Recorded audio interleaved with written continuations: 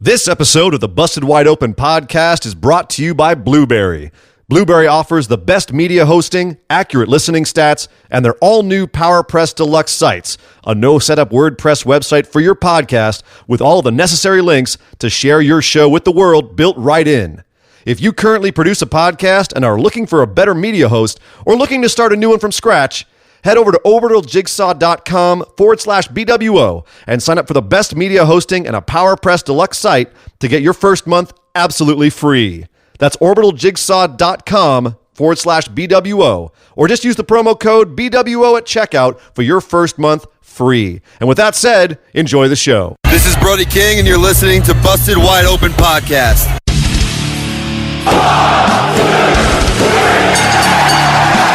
You're listening to the Busted Wide Open Podcast, dropping the elbow on the hottest topics in sports entertainment and the world of professional wrestling. With your hosts, Nick Howell and Sir Ian Dangerous. Coming to you from the Orbital Jigsaw Network Arena in sunny Southern California.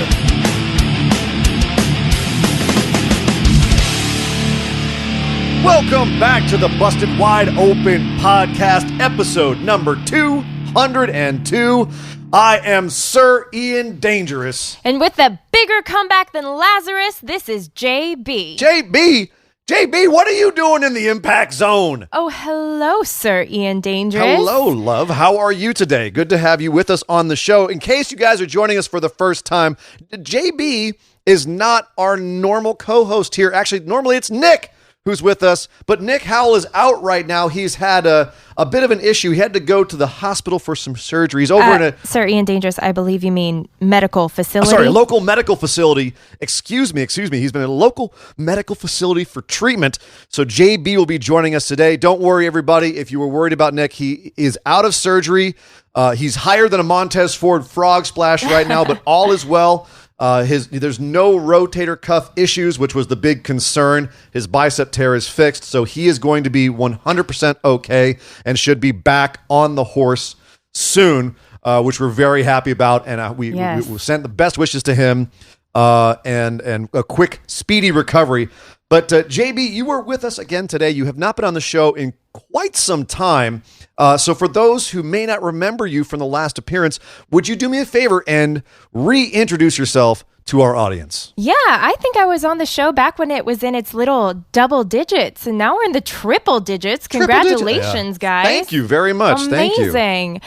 So for those of you who don't know me, I am Judith Brooke, JB for short. I live here in Los Angeles. I'm an actor, performer. I have studied professional wrestling. I've been in the ring. I've taken the bumps. I've got that rope burn, and I am just a fan now and ready to talk about the graps. Yes, absolutely. Well, thank you for joining us to talk about said graph. So, my pleasure. All right, so I've got to grill you here real quick. Just real easy questions though. Favorite male wrestler. Ooh, okay. Right now, well, current favorite male wrestler. Let's stick with WWE since that's what we're talking about today. I'm gonna say right now Drew McIntyre, because I've been waiting so long for him to be a face. So long. You don't understand. Like back when he was on the Indies, I was invested, and then he came to the main roster and he was a heel, and my heart was broken. Were you a fan of his back in his first WWE run where he was like a adorable little child, a man-child, or? I'm more a fan of him now. He's definitely grown into himself. Now that he's a man. Yeah, he's a man. A grown man. Scottish man. A grown Scottish man. Yeah, sorry to all of our Scottish listeners for those horrible accents. We apologize. I thought mine was pretty good. I'm pretty proud of that. I mean... Okay, so you're a fan of Drew McIntyre right now, obviously rooting for him versus Brock Lesnar WrestleMania. Absolutely. What about favorite female wrestler right now? Oh, without a doubt, Charlotte Flair. Charlotte Flair. All right, controversial right there. A lot of people don't like her because they feel she gets too much of a push. Do you feel she gets too much of a push? No, I think she gets the push she deserves because other ladies need to step up to her level. Oh, my. Oh. Yeah. Okay, so a very big fan of Miss Charlotte. Least favorite wrestler? That's a longer list. Okay, just some of the tops then. Okay. Well, there's Earthquake, Scarred for Life. John Tainta, I should say. There are some things you can never unsee. He had a very, very large man taint, that one. Oh my God. scarred for life for some of the things I've seen that man do. You would not want to have Earthquake sit on you, is what you're saying. No, absolutely. I would. No. You would not want to take a bump from John Tenta. I'd quit. I'd quit. Like if he did a stink face. It'd be an I quit match, and I would quit right away as soon as the bell rang. You wouldn't even start the match. No. You'd be like, no, I'm done. I'm good. out. I'm out. It's not worth it. All right. So Earthquake is a low point. Yep. What Baron about modern Corbin. ones? Baron Corbin. Okay. Not a fan of Baron Corbin. Can't stand Baron Corbin. Isn't that kind of the point of Baron Corbin, though? God, he's so good at it. I just want him to go. My blood pressure rises every time he's on the screen. Well, speaks to the quality of heel work that he does, I suppose. But he goes against doctor's orders. Now, have you watched his whole career, or is it just like now Baron Corbin? Yes, ever since he was in the Performance Center. Oh, wow. I couldn't stand. As soon as I saw him, what was that show? Breaking Ground. Yeah. Couldn't stand him on Breaking Ground. I was like, that guy's a douche. Well, that's kind of the character he plays. But he used to have that ponytail, remember? Well, the long hair that looked like Venom, like the skin of Venom, the alien, the Spider-Man villain, like this stringy Thank you for that sound effect. Symbiote. Yeah, you're welcome. So awesome. Well, welcome to the show, JB. Guys, you can see her over in our Facebook discussion group. In fact, that is the hub of our operations. All the things go through Facebook. You can search for us on Facebook and find us there and ask to join, and you will be added to the group. We post all kinds of fun memes and talk about the current state of wrestling and ourselves and just have a bunch of fun over there. But one thing we don't do is post spoilers, and there's a 24-hour moratorium on spoilers. For that, we go over to our Discord server, and Discord is a lot of fun. That's always going. Any shows that are happening, we'll start up a chat for it there, including current shows as well. And we had a lot of fun talking about TakeOver this weekend and Raw. So check us out on Discord as well, and that's a lot of fun. And if you have trouble getting in there, there's instructions on our Facebook discussion group on how to join up there. We're on Twitter at BWO Podcast, and if you guys want to support the show, you can head over to Patreon at patreon.com/BWO. And if you sign up for one of our tiers, you can get everything from swag, like shirts, etc., access to the show, like show notes, up all the way up to Skype calls with myself and Nick and maybe JB in the future. Hey. The ability to ask questions on the dedicated show that we have to our listener questions, the Patreon mailbag episode. You can also participate in the Patreon Pick'ems, which happens every Big Four pay-per-views, every Big Four WWE pay-per-views. We do the Patreon Pick'ems. It's so much fun. It is a lot of fun. You whooped some ass on the last one there, JB. It was yes, I did. You got some I of beat those. both the hosts, if I do remember correctly. You did. Thanks for rubbing it in. You got one of those stickers with the googly eyes because y'all went against my girl Charlotte. Well, yeah, I'm not happy with my picks the last couple. Props to Chris White. He's our current champ. He will be defending his belt, his metaphorical belt, at WrestleMania. So if you sign up to our Patreon, you can then also challenge for that title at WrestleMania, which is coming up in only 47 days now. Good God. We're on YouTube. We are on the tubes of you at youtube.com/busted wide open.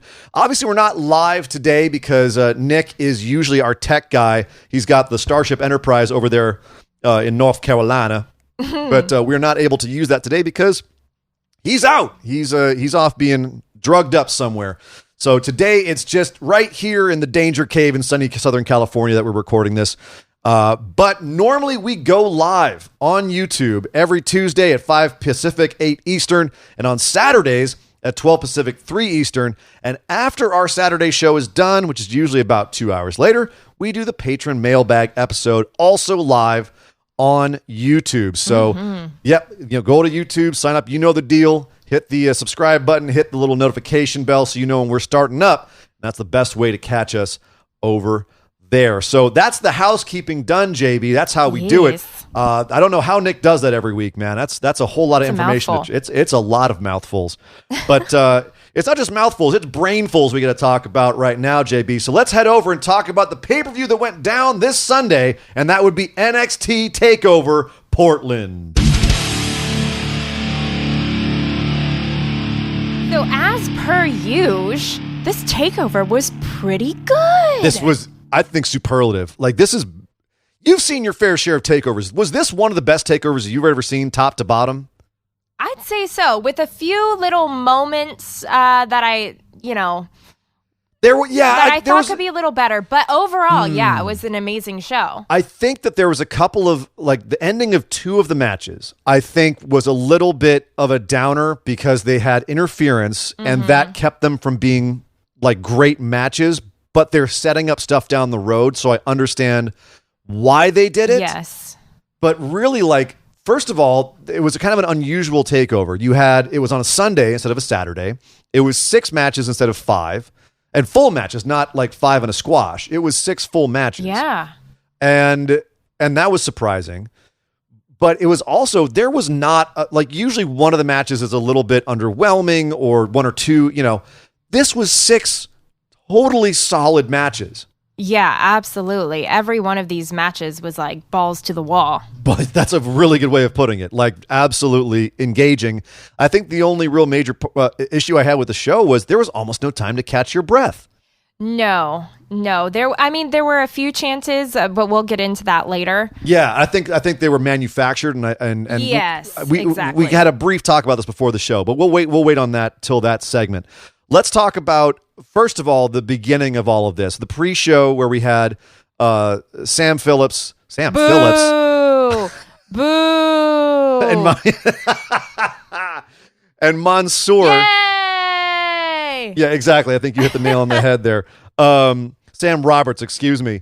So I love the fact that they're now, the first time they did this, where they had the whole commentary team along at the top of the ramp instead of at the desk, and the audience they can hear everything over the house speakers, and it creates that audience interaction. And this is the first time we actually saw the audience really getting into it. Like, they were so into it, booing Sam, cheering Mansoor. Mansoor is playing to the crowd. Sam is dissing the crowd. Like, they're really having fun with this now.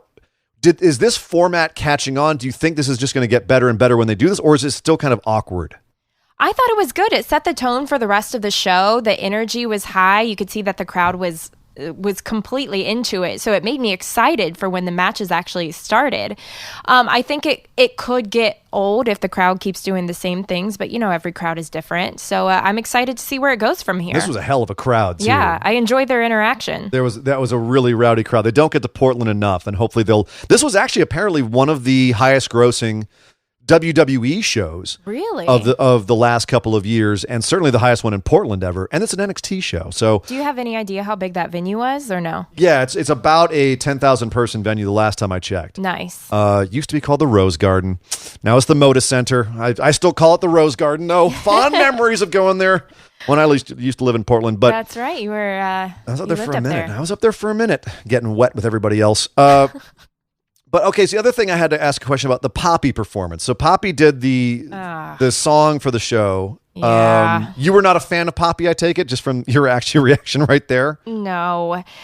I don't know if the listeners saw Poppy when she was first coming out on YouTube. She has been weird from the get-go. Well, yeah. Well, now she's like this whole other kind of weird, where she's taken on this sort of punk rock angry alien thing, and it seems like she's using somebody else's gimmick that just doesn't vibe with her essence, and the whole thing I thought was kind of a mess. You feel like she's pushing in the wrong direction for her. She's trying to go against who she is, and it's just not working. It's like when you have someone who's naturally a face be a heel and vice versa. It didn't fit for me. What did you think? I mean, I was not aware of her until she started showing up on NXT and doing some songs for NXT. And the first few I dug because I love weird stuff. And I definitely love the weirder side. Like when people put like weird stuff into music, for crying out loud.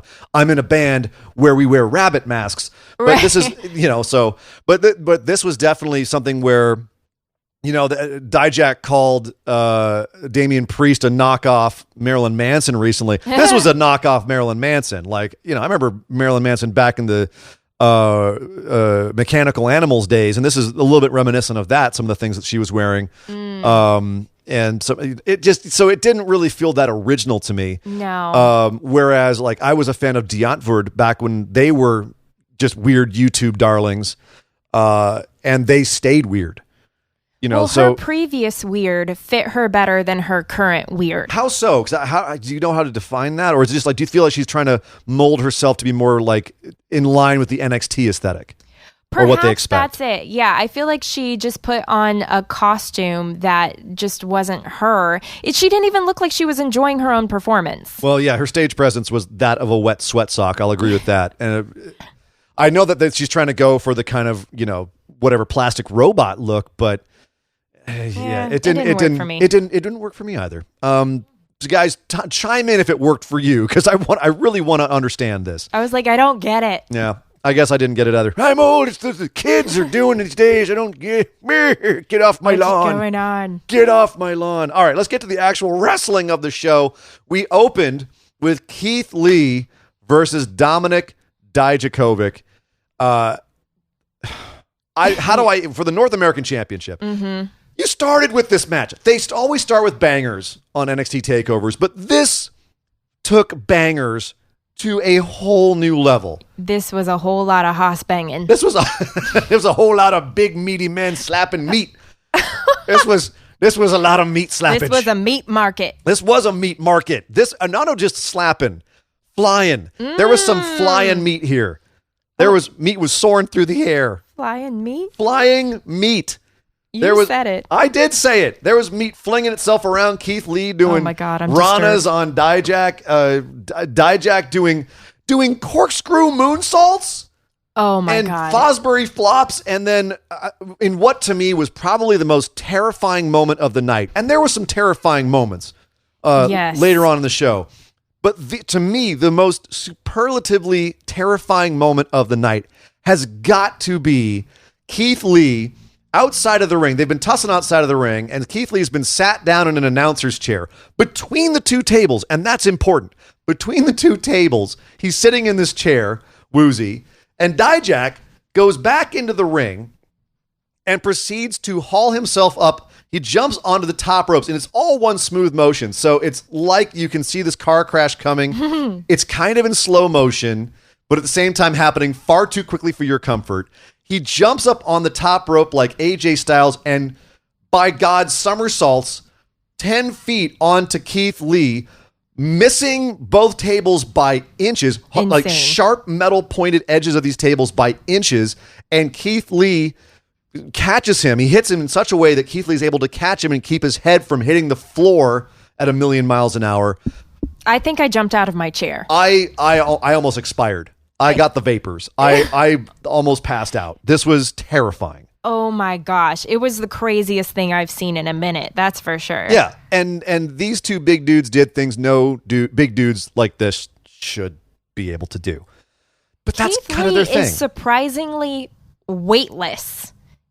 Like he's such a huge guy. Yeah, I'm like, what, are you made of air? Like, is it marshmallow inside of you? How do you kip up like that? Glide, yeah. Yeah, it's insane. And Dijak too, man's 6'7", close to 300 pounds, and he's doing a did I say corkscrew moonsault? I said corkscrew moonsault.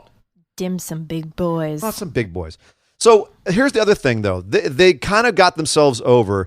This all started with them having a great feud. They were, tag buddies in the Indies, and they feuded on the Indies. And then they had that 5-star match in PWG. We talk about it a lot on this show because we were there, and it was nuts. And I'm still going to go on record and say that match was better than this match. And the only reason I say that is because the finishing sequence was a little cleaner. There was some more insane kickouts that just played well together, whereas this got a little choppy at the end, but that's a nitpick. Yeah. But these guys, and at first NXT, they didn't quite know how to get these guys off the ground. Keith Lee got injured. Dijak got injured, so they didn't really get to go. And then they finally get the chance to say, okay, we're going to have these guys help each other get over by slowly ramping up these matches. And each match is going to get more and more and more insane. And here we go. We finally had this match, which was a pay-per-view level match. And they said, we're taking the leashes off. You boys go out there and ball out. And they did. Yes, they did. Do you feel like this was the right way to end this feud? Was it the perfect culmination of it? And that's actually, I think, the real question here was because I think Keith Lee was over, and he only continued to be over with this match because everyone was like, oh yeah, Keith Lee doing Keith Lee things. Dijak was the one I think surprised a lot of people in this match. He got to do a lot of the big spots.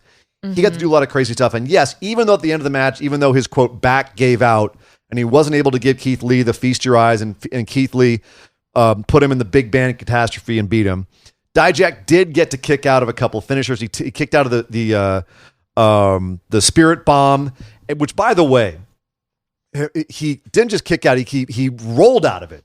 He rolled out and stood up and did what I loved the most about it is his sell, where he was like selling the fact that he was in excruciating pain, but he hulked up out of it. Yeah. It wasn't like he just was like, he no-sold it. He sold it while coming back on it. Dijak looked amazing in this match. And I was the one. Agreed. I was saying that he needed to get over more than Keith Lee at this point for this to work. But I think the guys can go their separate directions now. Like they've both made their mark now. Keith Lee is over as hell. He can go have feuds with whoever for the North American Championship. And Dijak came out of this, even though he lost, he looked like $1 million. Yeah, I think they each gave each other a boost up here. They, like you said, they got each other over because they just work so well together. Oh, they're so smooth together. Their athleticism is incredible. It's like they know each other. They do. Well, I know, but they know each other. You know, how each other's works. Phrasing. Hashtag phrasing. But okay, so the other thing I liked about this was after the match, you had the moment where they embraced each other. Keith Lee says, I love you. And then he helped. Dijak was too weak to get up on the turnbuckle himself, so Keith Lee helped him up so he could pose. Beautiful. My heart. Yeah, exactly. I love some sportsmanship. You and Nick both. I know. I love it when the boys play nice. That's right. So that was a great finish to this. I think that's a good way to put the cap on it for now. I know everyone wants them to fight forever, but that was the perfect end to an awesome feud. I'm happy to leave it there for a while. They'll probably bring it back if they both end up on the main roster, but yeah, I'm happy with it ending there. Where do you think each one goes from here, though? I don't know who's going to... I mean, I could see Dijak being like having a small feud with whoever's the NXT champ, or I could see him... that's the problem. I don't really know where Dijak goes. Ugh. Keith Lee obviously will defend the North American Championship against whoever. You know, obviously you've got everyone else that Dijak went through to get here, whether it's Killian Dane or Damian Priest or whoever. But everybody wants it. All them big boys. Lots of big boys. Be the big boy title now. But a feud that is definitely not over, JB, is Tegan Nox and Dakota Kai. Oh, no. No. They had a street fight, and I honestly, at the time, did not know how they were going to follow this Lee and Dijak match. I was like, how are you guys going to follow it? They did. They followed it all right. I have never been so scared of a trash can in my life. There was some mean stuff with trash cans in there. There was mean stuff with everything. We had tables. We had a cricket bat. A cricket bat. Duct tape. Which makes sense. Kiwi versus Welsh. That, you know, I can say. Yeah, we had trainer's tape. At one point, Knox got taped to the turnbuckle. Chairs, of course. Tables, of course. A chain. Oh, yeah, the metal chain. I forgot about that one. Yeah, this was a brutal match. It didn't even get into the ring. Like, they started hot outside the ring, and that was a really smart way to do it. They knew they had to keep up the energy from that first match. It's why they used to structure it where you'd have more and more exciting matches as the night went on, so no one upstage anybody else. Mm-hmm. But this was a smart way, like saying, okay, we got to follow those big boys. Let's come out the gate hot, give them a totally different match. Absolutely brutal. So, in your experience, how much did this match hurt? Because to me, it looked like they went in really hard on each other, like they were going stiff. I believe the official level of hurt was like hell, just based on what I saw there. Yeah, that would be my guess as well. They were laying it in. They were laying in their shots, and that it helps when you fight your best friend, right? It does, because you can go a little harder on them. Is it the trust factor, or? It absolutely is the trust factor, and you know it's coming from a place of love rather than like. That's kind of sick. We hurt the ones we love the most. Right, apparently. Yeah, you can lay it in a little tighter. You can work a little harder because, you do trust that person there. You know you're going to be all right. And you know it's not coming from a place of malice. So you don't have to send a receipt and be like, all right, I'm not going to cuss, but all right, lady. You want to put that bone in my face? I'm gonna show you a bone somewhere else. Hello. All right, sorry, you get me all amped up. I could. Memories. I'm gonna try and bring you back down here. Yeah, right. I feel like someone. I went back to the ring there for I was a going to second. say, I feel like someone gave you something you never got the receipt for, I or was something. back in the squared circle. So here, obviously, a very brutal match. Did a great job of showing off what they can do, and honestly, like. My jury was still out on Tegan Nox. I didn't feel like we'd really seen why they were so behind her. Because I feel like Tegan Nox was kind of anointed for a while. Yeah, and she had those 2 major knee injuries, and they didn't give up on her. No, and they really didn't. And I think it paid off. I mean, I saw it in this match, what they see in Tegan Nox. I really did. Yeah. And Dakota Kai brought it. I've been very high on Dakota Kai for a while, but here in this match, she brought it as well. Very impressive from both of them. Not just the brutal hardcore stuff, but the wrestling as well was all really well done across the board. The only thing is, I think this match would have been better, but there was interference at the end. The story they were trying to tell was that Nox had Dakota Kai beat. But she wanted to go for the extra mile and end her career. I'm not finished yet. I'm not finished with you. And went to take her out, goes to the top rope, and out comes a woman who, frankly, it seemed like nobody knew. And I remember from the Mae Young Classic back when she was Reina Gonzalez.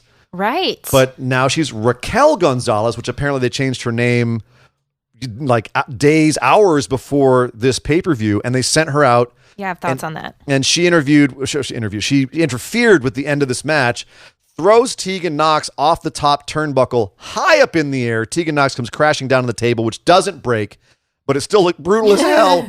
And then a very confused Dakota Kai slides over for the pin and gets her arm raised by Raquel Gonzalez, who's very confused, looking at her like she doesn't know what's going on. I had the same look on my face. I was like, and I think a lot of people did. So, and that's kind of what I want to ask is, do you feel they should have introduced us to Raquel Gonzalez before this and given us a reason? Or are you okay with this being something where, like, because she was coming out, she was screaming as she was throwing Tegan off the top, like, you know who I am, you know why this is happening. And we're like sitting here going, we don't, what's going on? AEW has been criticized for introducing people without giving them backstories, and we're left in the lurch going, who are you? Why should we care? Is that what happened here? Or do you feel like this will end up paying off? I think that's the question. If it ends up paying off, if the next time we see Raquel Gonzalez, we get the backstory as to why that happened, then it will be fine. If we're left in the dark here and just, putting together the pieces, then no, it's stupid. I mean, should it have been a real finish? Should Tegan have finished off Dakota Kai and then Raquel comes out to beat her up? Again, I think it's going to depend on what happens next, but in the moment, yeah, I would have preferred a clean finish. So you think hindsight may become 2020? We may look back on this more fondly if they go somewhere good with this. Exactly. I'm giving them the opportunity to go somewhere good with this before I judge this too harshly. Yeah. Hashtag skeptically optimistic. That's right. Exactly. The next match we had Finn Balor versus Johnny Gargano in a match of who has the least amount of body fat percentage. I think and the most hair gel. They don't have really. Neither of them have enough hair to really have the gel in it. It's not as bad as like Kevin Owens and his definitely gelled. his LA Looks, green gel like from the 90s that he still puts in his hair today. So Finn versus Johnny. What were your thoughts on this match? Because I felt like this was an awesome technical display all around. But what did you think about this? All right, I'm probably going to get some heat for this, but initially, I was bored with it. Right. It was such a high finish to the ladies' match before, and they were doing a lot of technical wrestling at the beginning, and I'm not going to lie, I was a little bored.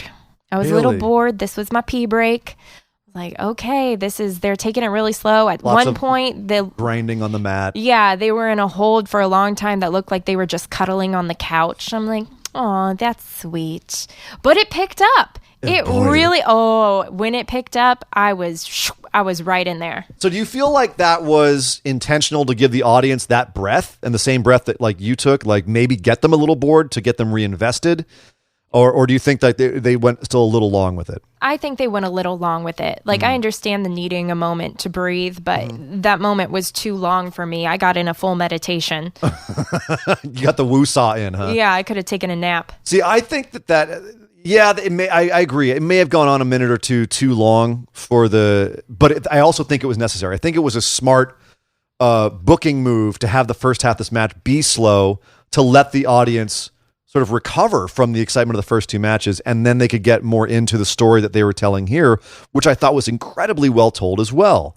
And the fact that the crowd took that, they were able to kind of mellow out for a second and then get right back into it, spoke again to how good this crowd was. But I felt like the stakes were so high. You know, who is the heart and soul of NXT? I just wanted it to start off as a banger. Right. Well, that's a problem. The other ones did too, and you can only have so many bangers before the audience just gets exhausted, and then they're too exhausted for the later matches. Well, then they need to drink some more coffee. Bring it on. You blame the crowd. They need to get on my level. Typical wrestler. It's always the crowd's fault.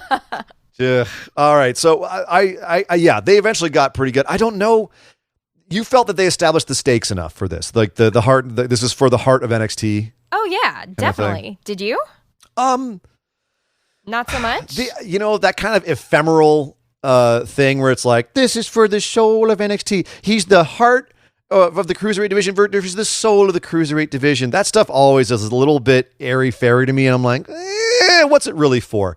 I feel like they established, both these guys got fierce enough in their promos before this match, and there was enough bad blood built up that there was that feeling of ill will for this match that made it got there. It got there for me. I think that it also helped the quote unquote stakes of this is really for the future of NXT.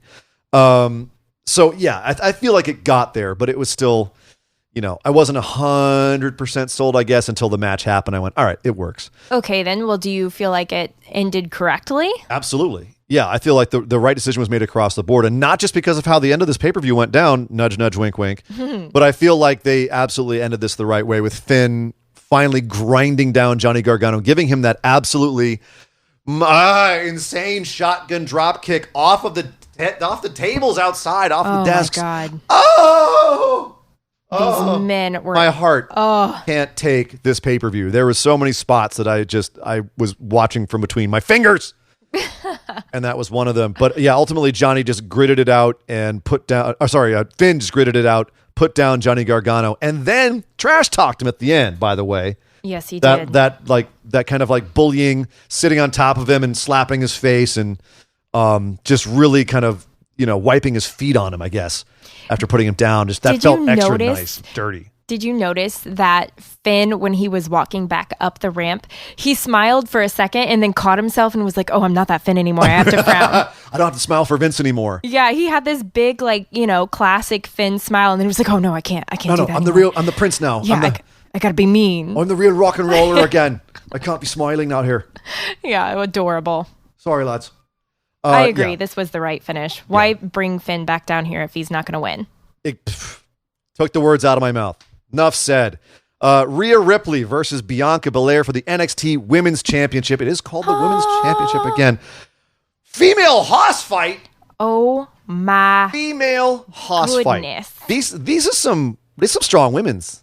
That's an understatement. These incredible athleticism in this match. So you were a fan of this match, I take it. I was a fan of this match. I mean, these ladies are just next level. They're gym rats. That is for sure. There was a picture on Instagram, Twitter. I don't know where I saw it, but there was a picture of Bianca Belair not in her long pants. She was in workout shorts or whatever it was. I can only imagine her thighs are the size of my torso. Yep. She is a horse. It's insane. And it's not and if you follow Rhea Ripley on her Instagram, it's not like she's any small fry either. She's also absolutely jacked. Both of these women could beat up most of the men that I know. You ain't kidding. Also, quick shout out to Bianca's outfit, Black History in the Making. She actually designed that by herself. She does all her own outfits. She does every single one of her outfits. She comes out with the Macho Man cape and shows it on like it was. Yeah, I love it. Happy Black History Month, representing. Seriously, yeah. Very cool for her, and always has good outfits. It's funny.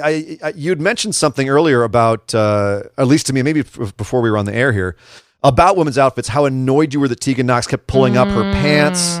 Yes. And Reina Gonzalez, I guess, was showing a little bit of areola on the right side or on her right. Because her bra didn't fit.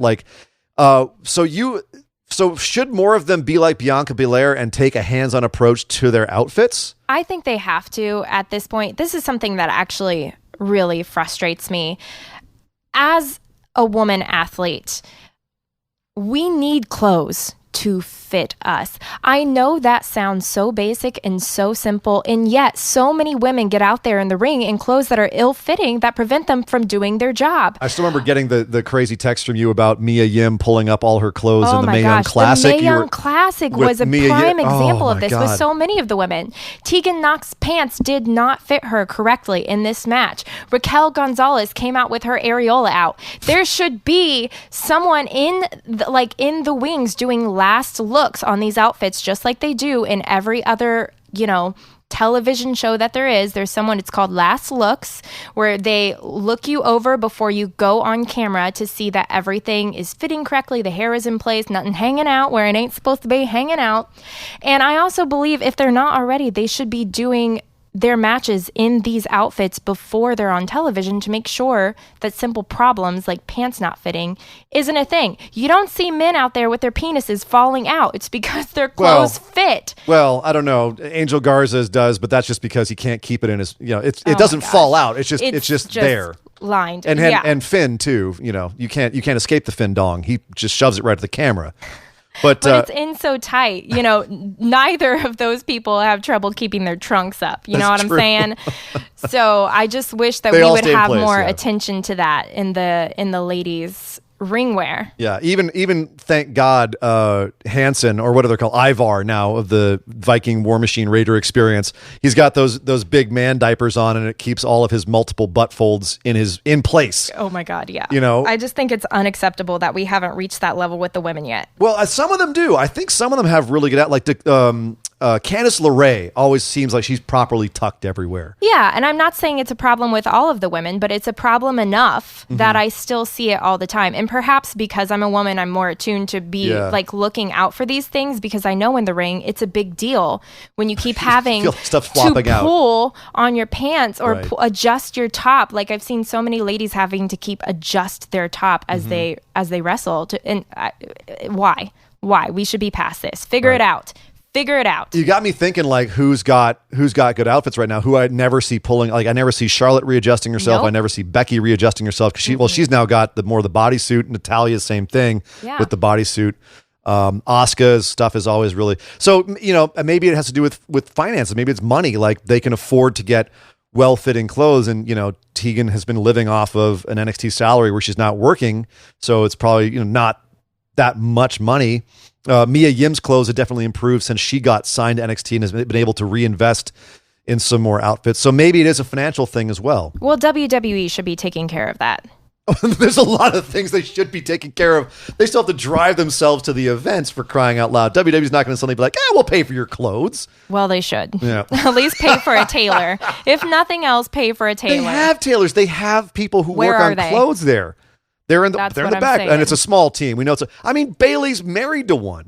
Bayley's married to the guy who makes some of the costumes for the women. So, well, Bayley's boobs are staying in. So, he's obviously doing good work for his wife. So, all right, we digress. Because at the end of this match, and this is the thing. This was here's one of the problems I had with this was a bit of a predictable match. Like, they went back and forth. There was some really good, strong strikes in this, some strength moves.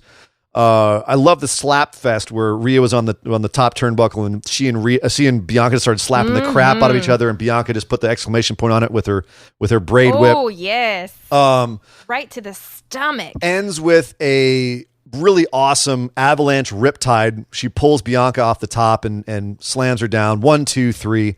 Rhea Ripley retains and is going on her quest to face Charlotte at WrestleMania, which she's going to get because Charlotte came out later out after the match and said, okay, yeah, I'll see you at WrestleMania. Fine. And then tosses Bianca Belair against the stairs on the way out. So 2 things about that finish. One, kind of predictable because we kind of figured that Rhea and Charlotte were going to be the case at WrestleMania. And the only way Bianca should have won this is if they were going to make it a triple threat. So it's kind of, I thought that was a little underwhelming. Like, why go through this at all if it's just going to be the same thing at the end? But that little knock on Bianca made me think, could it still be a triple threat or should it be? Which do you think it should be a triple threat or should it just be clean Rhea and Charlotte? First of all, I didn't enjoy it any less because of the predictable finish. I thought this match was a banger. I'm not going to count Bianca out yet. It could be she could jump in there, whether it's a triple threat or not, and do some interference. I'll be happy either way, to be honest. Yeah. I won't be mad at it. I love these 3 ladies. They're incredible to watch. I'll take any of it. You don't feel like Bianca has become Miss Almost Ran a few too many times?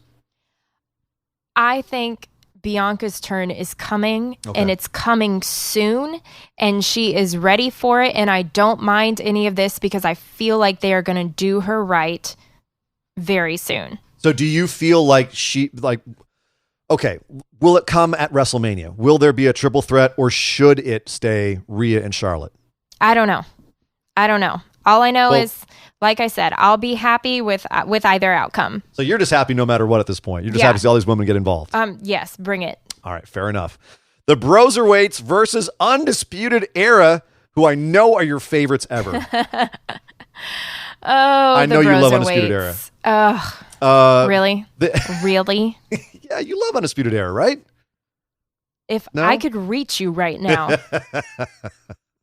Not a fan? Why don't you like Undisputed Era? Why don't I? Okay, don't get me started. My blood pressure.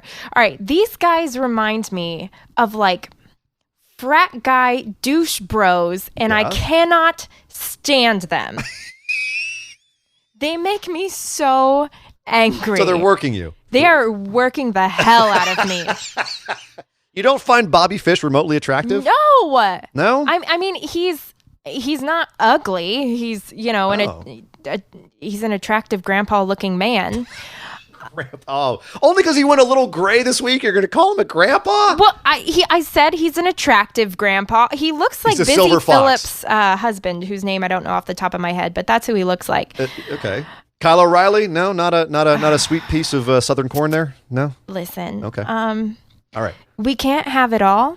And Kyle O'Reilly got fast strikes. And yes, he does. That's what he's got. I'll just leave it at that. He's a good striker. So Broserweights versus Undisputed Era.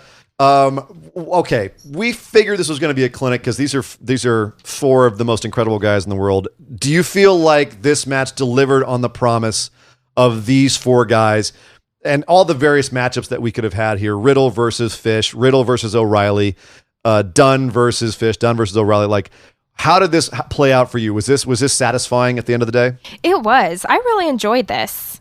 Yeah, I thought it was a great matchup between all of them. I was happy. I was happy with this one. What about you? Is the Bobby Fish, how many fish could Bobby Fish fry if Bobby Fish could fry fish? Is that getting old really quick, or is it just me? Yes, it is getting old really quick, but thankfully it didn't last too long before they got their hands on each other. Yeah. Love the golf cart. They got it there. The Brosermobile? With creative liberty. How are we going to get this to Portland? Creative liberty, bro. Yeah, it does feel like these rumors about Matt Riddle having heat backstage, it feels like either that's just bunk or it's just Vince and main roster because, good Lord, they love them some Matt Riddle down in NXT. Yes. And the fact that this match ended up, even though they had miscommunications and miscues at the end, where Matt hit Pete and Pete hit Matt a couple times and you're like, oh, that's it. Undisputed Era has this now.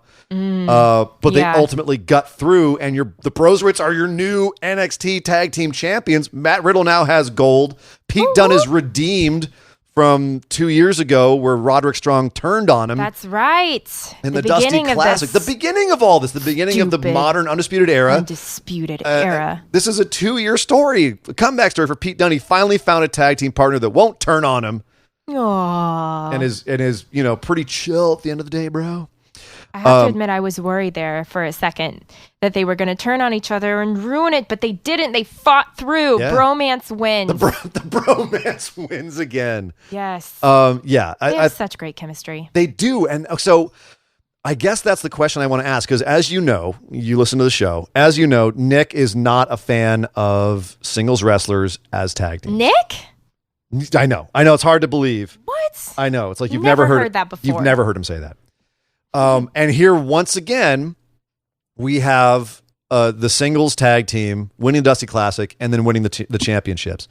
Do you feel like the story of this match basically being that these guys overcame their miscues and overcame the fact that they're obviously like an odd couple, and that's part of the humor of it all? Like, they made that the story, that they overcame that to win the championships. Does that make it better, or will Nick still bitch about this?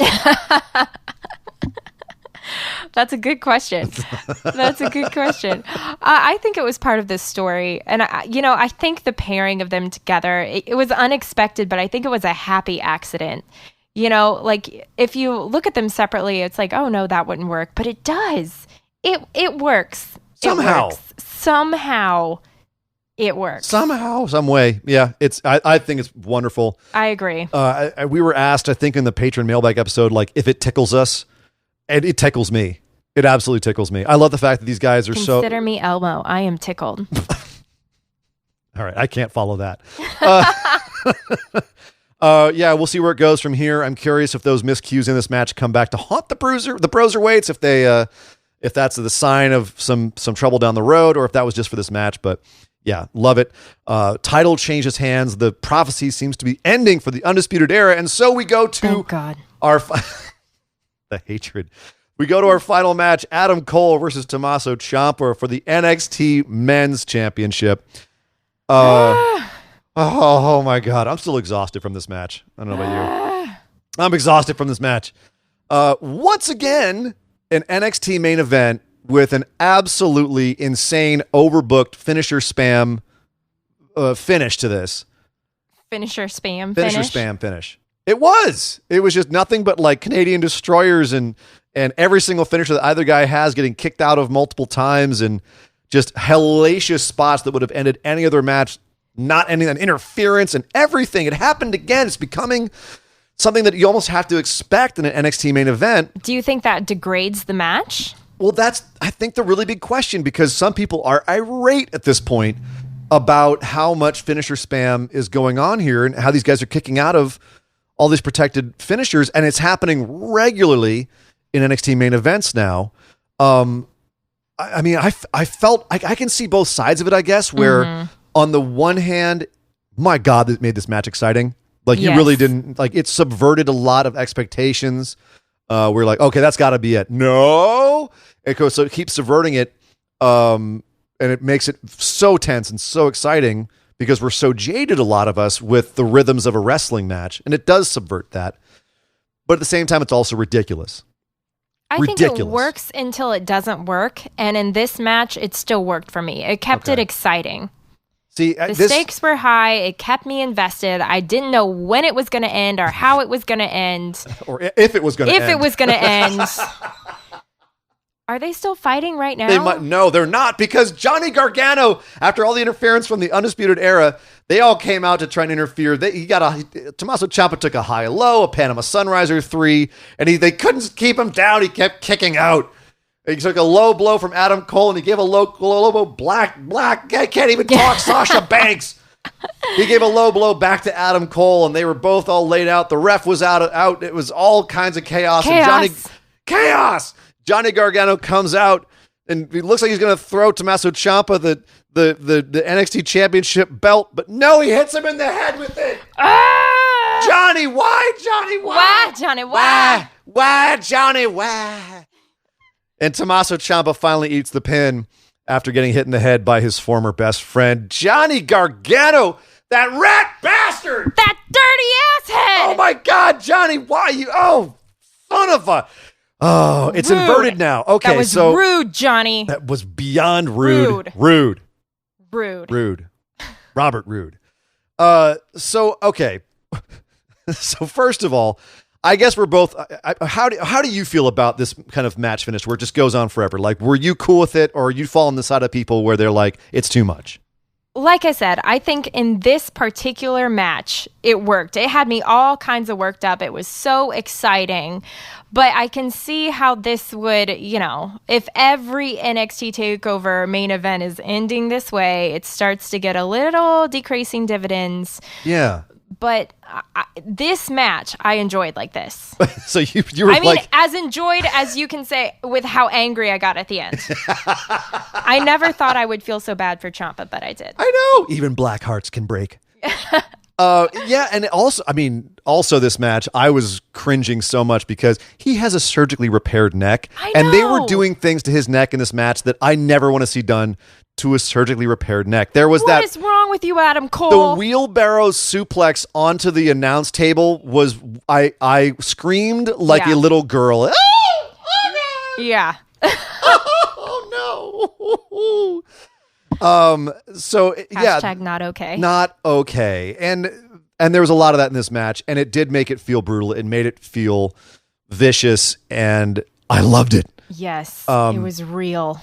But yeah, they've got to be careful with doing this kind of insane overbooking at the end of their matches. It's going to start driving more and more people nuts. It's getting there for me. I wasn't a fan of the end of the 2 out of 3 falls match between Adam Cole and Johnny Gargano because it was the same damn thing. Mm-hmm.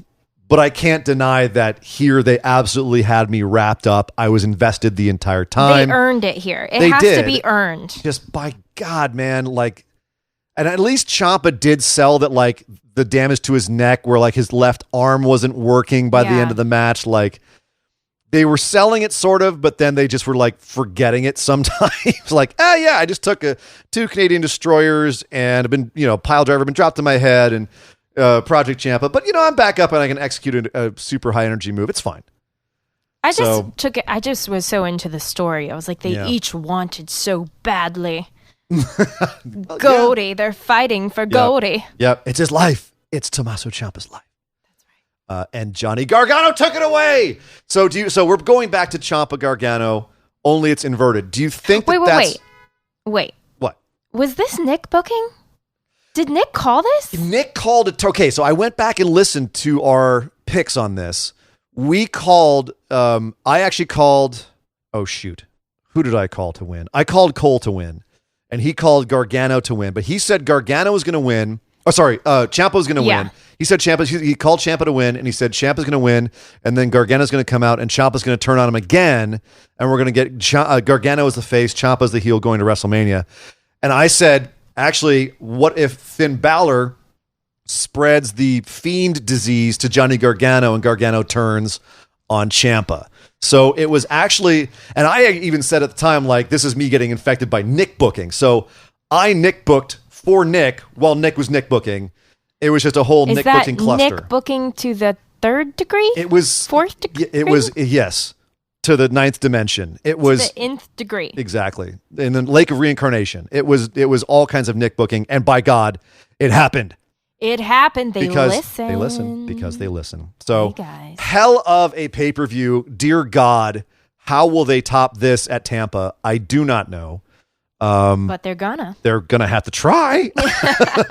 They're gonna have to try. Someone's going to die. Someone might die. Something that we always say at these events. But yeah, absolutely insane, amazing pay-per-view. And I gotta say, something that made me very happy was the fact that this was followed up by a really solid episode of WWE main event or main roster television the next night. So, Miss JB, let's head over and talk about it. Let's talk about Monday Night Raw.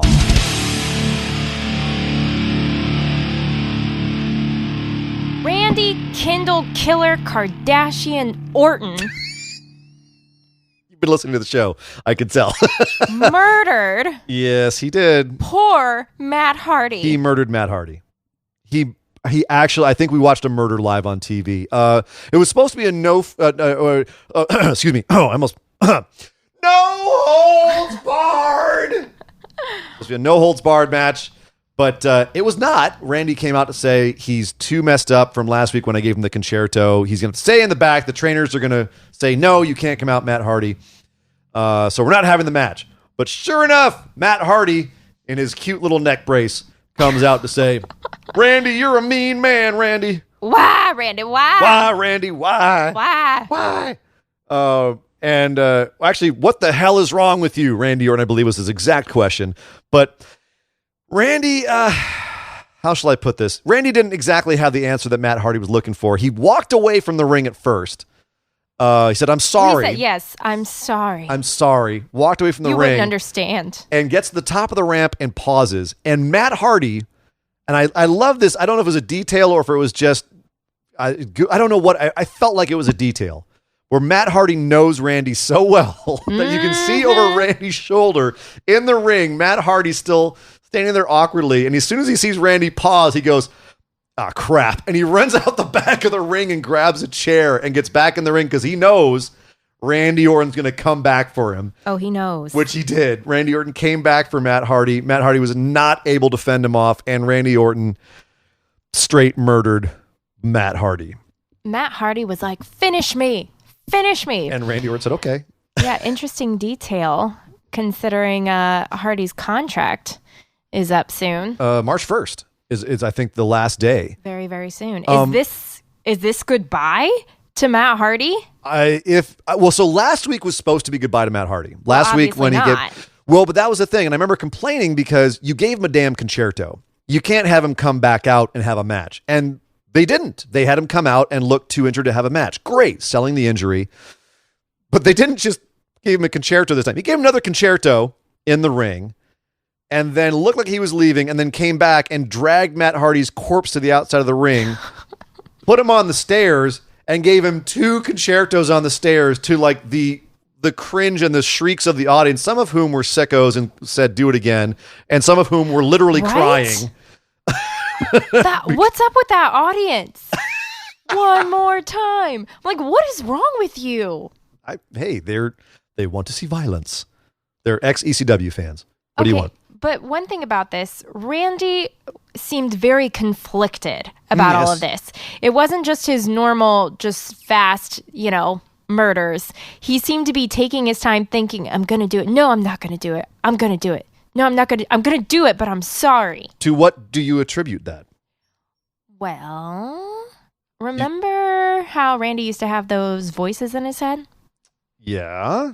Are you thinking that's coming back? Are they back? Are we going to get a return to voices in my head, Randy Orton? Is that okay? I mean, his song still says it. Maybe they never went away. It. Maybe the volume was just They're turned trying down. to make both his and Edge's song relevant in a modern sense. Is that what you're saying? Yeah. Okay. I see where you're going with this. I wouldn't be mad at crazy Randy Orton coming back. He's kind of, I mean, something's going on. We need some sort of explanation, and that's my first explanation. I'm not mad with that. Somebody's telling him that he has to murder all these legends. Do it, Randy. Do it, Randy. It's Kill like him. He's the dog Get and the the chair. cat from The Voices. The that voices. movie. The Ryan Reynolds little one. Yeah. And you the recommended cat's this the to me. evil voice, and then the dog's the good voice. I don't know. The cat is in control right now. I don't think you should be doing that, Randy. Do it, Randy. Murder him. It wasn't the cat British in that movie? I think it was Scottish. Oh, that's right. He was. Yeah, it was like a little Scottish cat. What a weird movie that was. So from now on, I'm going to think of a little Scottish voice in Randy's head. That's right. Get the chair. Kill him. That's right, but you have to like him anyway. Picture it as a cat. Okay, so a Randy cat and a Orton dog being controlled in the by viper's an evil head. Scottish cat. This got really weird. You heard it here first. This got really weird really quick. All right, let's talk about the Monday Night Assaya. Way to go, Murphy. I see what he did there. Because Murphy introduced Seth Rollins during this. He's supposed to have a sermon. He introduced him, and he dropped the M off of Messiah accidentally. I see what he did there. You take my first name. I take the first letter off of your name. So now you're the Monday Night Assaya. All right. Yep. Fair enough. Checks out. So Seth comes out, gives what he called a sermon. A sermon. Mm-hmm. That's right. Represent. So he comes out and cuts a big old sermon on the WWE universe and the backstage. He said, if you get in our way, we'll take you out. The Viking Raiders and Kevin Owens not a fan of this, so they all came out to the ring and there was a big brawl. And we ended up having a 3-on-3 tag match in the main event. Once again, very fun, worked match. Kevin Owens ends up giving Murphy a stunner so hard that Murphy does a backflip. Yep. Which was one of the better sells I've ever seen of a stunner, I have to say. And at that point, Seth Rollins realized that the fix was in, so he ran in and caused the DQ. And then as they're all beating down Viking Raiders and Kevin Owens, out come Street Profits. That's right. For the save. Angelo Unexpected, Dawkins. but Angelo Dawkins, by the way, pouncing Buddy Murphy out of the... That boy yeeted almost into the front row. Oh my God. Yes. That was insane. That was crazy. And then tandem splashes onto AOP from what are they calling him now? Ivar? I still want to call him Hanson. Ivar and Montez Ford, who went up to the rafters for his frog splash. Right. My God, that boy jumps. And then they stand tall at the end with Seth at the top of the ramp going, cowardly. You doggone Kevin Owens and Viking Raiders and Street Profits. So it's been announced since this that Street Profits will face Murphy and Seth at Super Showdown. That is going to be the tag team championship match at Super Showdown on February 27th. So okay, they're only going to have, if my calculations are correct, they're going to have 2 SmackDowns and 1 Raw to build to Elimination Chamber, which is on the 8th of March after Super Showdown. So that means you've got 1 week, 1 show to turn the ship back from Street Profits after they beat Street Profits, which they will, back to whether it's Kevin Owens and Joe, where was Joe this week? I don't know. Where was Joe this week? Back to Kevin Owens and Joe. Hanging out with Wendy? Maybe hanging out. Oh, Wendy! Yeah, either he's hanging out with Wendy or he's still nursing that concussion. I don't know. It was never reported. I couldn't find anything about it. Can they turn it back on track to that, or will Nick booking come true and it's going to be AOP? Well, it won't be AOP. It'll be Viking Raiders versus Seth and Murphy, or how are they going to do this? Because I have a feeling it's going to be Joe and KO at WrestleMania versus Seth and Murphy, but right, that makes the most sense. It does, but I don't know. Is it just me, or has this whole thing got a little bit confusing and lost its way a little bit? Yes, it's not just me. It's muddled. It's muddled. It's muddled for sure. Okay, yeah. It feels like the whole thing's. It's kind of settled. It's centered around Seth slowly turning more and more into this kind of religious figure, or this slowly. Well, it's okay. His face was in a stained glass window. Okay, so it's taken some time to get to a There was stained glass pulpit. window. I'm saying, but he didn't start off that way. It's taken like a month and a half to get there. All right, well, we're fully there now. We are fully there now. No question about it. That is true. We are definitely fully there. But I guess at this point, where do we go from here now? So, okay, Seth is this self-proclaimed messianic figure. He's declared war on the locker room of Raw, and a bunch of the Raw locker room is taking offense to that. The non-compliant will get the same beat down as the weak, or something like that. Yeah, exactly. So what's the end game here, though? Do we prove Seth right? Because this is the first time that he's lost in a few weeks.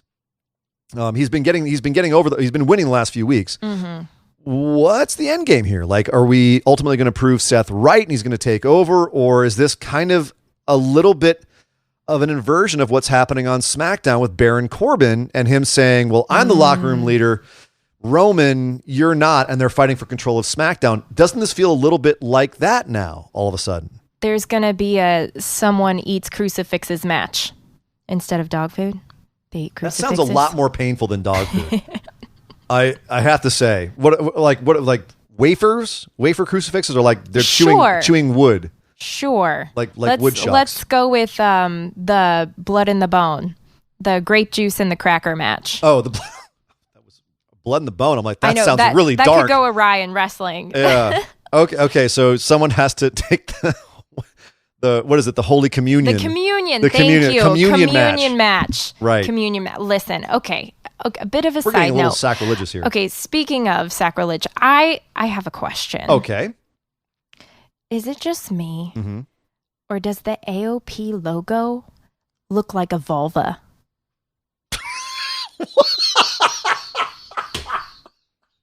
You guys. What? Their logo is a vagina. Oh, no. You can't unsee it. Look at it. Look at it. It is clear as day. It's even got the little... It's got the little hole. Yes, it does. Oh, no. Yes, JB. it does. I'm telling you guys. Does this mean they should need to change their name to the authors of Poon? Wow. Yeah, don't you wow me. Wow. You started this. You started. Wow. If the letters fit. Oh, no. Oh, okay. Well, now that AOP is ruined. You're welcome. All right. Well, all right. Let's move on to. Oh, God. Let's move on to your guy, Drew McIntyre. Drew McIntyre came out to have an enormous sign point. He got the entire crowd pointing at the WrestleMania sign because Charlotte had just done it in the segment before him. We'll get to Charlotte in a second. He gets the entire crowd pointing to the WrestleMania sign, at which point your favorite blob of goo, Paul Heyman, comes out. Blob of goo? Yeah. I mean, that's ruder than I would even put it, but... Oh, really? Yeah. Oh, I thought you didn't like Paul Heyman. I don't like Paul Heyman, but blob of goo, I mean, he's corpulent. It works. He's corpulent. He is not a small man. No, he is not. He's getting spherical. You can just roll him down the ramp. He came out to say that Brock Lesnar was here. Of course, Brock Lesnar was not there because Brock Lesnar. But Drew needed a reason to take off his shirt, and we got it. Yes, you did. Yes, you did get it. Much to I guess your joy and satisfaction. Drew did take off his shirt. He was going to have to anyway because he had a match with MVP, and Paul calls out MVP. MVP comes to the ring and says, like, "Why you got to do me dirty, Drew? I was trying to act with respect. You did not come to me with respect. So instead, we got to have a match, and you don't get to cheap shot me in the match. Instead, I'm going to cheap shot you," which he did, and they ended up having a fairly fast match in which Drew kicked his damn head off again. I blinked and it was over. Pretty much, after ripping off his nose guard or whatever, sleep apnea strip or whatever it is. Snore strip. And so this was surprising to me because I thought MVP had announced that match with Ray after the Royal Rumble was his last match. Yeah, you and me both. Yeah, and he said that he was working backstage as a producer. So I'm wondering what's the plan for MVP here? Is he just going to come out and get squashed every now and then when they need someone put over? I mean, I guess. I'm not the worst thing for him. He's a talker. We were talking last week on the mailbag episode. Someone asked what his role should, or they said, what should his role be? Should he stay as a mouthpiece? And I think Nick said Lashley was a good idea, and everyone kind of remembered how good Lashley was in TNA when he had a mouthpiece. And MVP would be a really good mouthpiece for Lashley. So I could see other things being done with MVP, but having him get murdered by Drew certainly is not the wrong way to go about it, I guess. No. So, but I guess the other thing is, and I need to ask you as a Drew fan, is he getting too pandering? Is he getting a little bit too kind of like, "Hey everybody, I'm Drew McIntyre, and I'm here to tell you I'm going to beat Brock Lesnar. And hey everybody, I'm going to point to the crowd, and we're all going to laugh together. Look, hey, we're doing the fun thing with the sign. And by the way, I'm going to crack wise because Suplex City now belongs in Claymore Country. County. Wacka wacka doo." Like, yeah, you know what I mean? As much as I love Drew, I have to admit a little bit, yes. It was weird to see him smiling so much, and it seemed like he was trying a little too hard to be face. Okay, so it's not me. He is trying a little bit hard here. Yes, and I look forward, even his voice was different. I look forward to him relaxing into this new role and being himself more. It's funny because I feel like he started off relaxed as a face. When he was first being a face, he felt really relaxed. Yeah, well, not in this. This Raw. felt like he was relaxed, but then had some like chunks of dialogue that he had to shoehorn in somehow. You know what I mean? And he was trying hard to do certain things. Yeah, it just didn't feel as natural, I guess. I used to perform for children. And this felt a little to me like the energy that you put on when you perform for children. And I know WWE, has a young audience and whatnot, but it felt a little unnatural. It was like, we're all going to point to the sign together. We're going to do it with a Claymore countdown. Ready, everybody? And it's ironic. 1, 2, 3. 3, 2, 1. It's ironic because, it is so, like pointing to the sign. That's a joke based on it being unnatural in previous years. And yet it was it was a little bit unnatural that he was making fun of how unnatural it was. I don't know. It didn't quite getting into an work. Inception loop here, but yeah, it just didn't quite work. Agreed. Yeah. Agreed. I don't think this was his best segment, but it doesn't make me lose, You're not losing any love for him. Exactly. Yeah. He'll be back and fine. At least the hair's out of his face. Is that the hair out of the face does help. I feel like he could let it down a little more. It doesn't have to be completely slicked back. Oh my God. But whatever. That's just me. I have my hashtag Madrew. I have to have Madrew the right way. He can't have his hair all the way up in his face and he can't be all the way back. Hashtag Listen, Madrew. Drew, just let me style it. Just let me style your hair. Take that shirt off. Let me style your chest hair. Oh, okay. Now you're getting weird. I'm just, I knew where you were going with this. It's okay. No. I got this for you. I'll take the shot. All right, let's keep it PG. All right. Speaking They didn't keep it PG because they had a segment with Becky Lynch where she came out and was like, hey, Shayna, I'm going to find you, and WWE, here's this little bag I brought. I'm going to dump out a whole bunch of hundos in the ring because I'm paying my fine in advance for what you're going to charge me when I get my hands on Shayna Baszler. Which is interesting because was Shayna fined for chomping on her neck last week? I don't know. But it was a nice demonstration. Becky saying, I don't care about money. I just care about kicking ass. And when I find Shayna, I'm going to do exactly that. And that's kick her ass because no one sinks their rat teeth into my neck and gets away with it. And Shayna shows up on the Tron and says, allow me to retort. If I may. And she said, you're never going to get a chance to get at me. And by the way, if you want to know where I'm going to be next, it's the Elimination Chamber, where she's going to face, by the way, as an aside, she's going to face Ruby Riott, Liv Morgan, Sarah Logan, Natalya, and Asuka. Back to that in a second. Shayna says, do you know what I used to do? I used to be a cage fighter. So I'm going to go in Elimination Chamber. I'm going to cage fight. I'm going to beat everybody. And then I'm going to get a shot at you at WrestleMania. And then you won't have to come looking for me. And when I get my hands on you, I'm going to tear the living shit out of you.